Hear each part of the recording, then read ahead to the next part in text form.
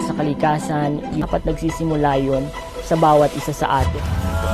Bago ay dapat na sa sarili nagsisimula. Kumusta, Verified?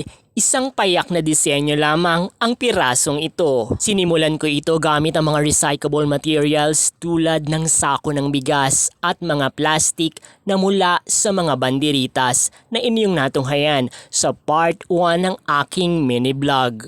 Tapos kung magawa ang skirt, agad ko namang sinunod na gawin ang pang-itaas. Gawa ang mga ito sa empty wrappers ng 3-in-1 instant coffee. Dito ay gumamit ako ng 663 piraso ng mga pabalat na ito.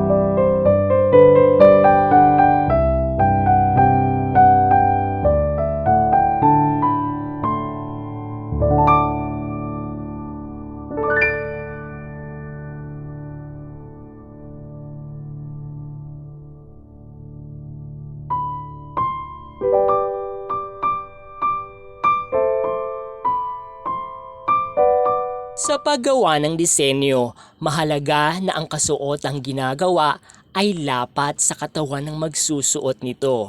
Ito ay hindi ko malilimutang advice mula sa isang kaibigan, ang yumaong Pilipino international designer na si Rocky Gattercole noong ako ay nagsisimula pa lamang.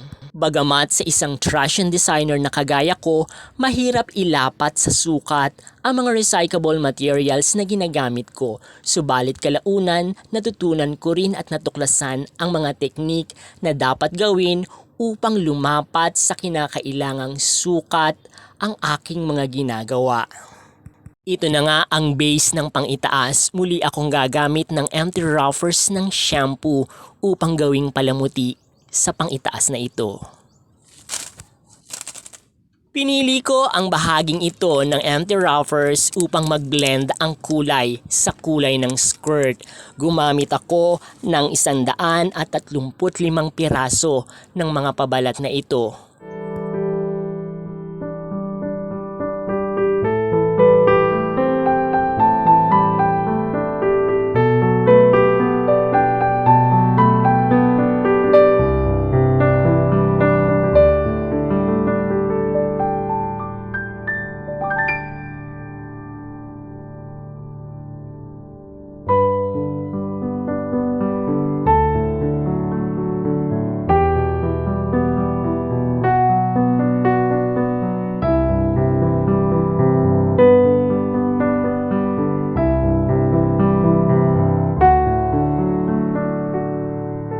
Verified, walang basurang itatapon kapag may malikhaing imahinasyon.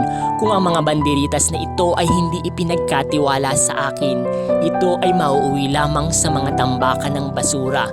Kung ito ay hindi manatili doon ng matagal na panahon bilang mga basura, ito ay susunugin at makapipinsala sa hangin at sa ating kalusugan. Maraming salamat sa inyong panunood ng aking mga mini vlog. Hanggang sa muli, thank you very much.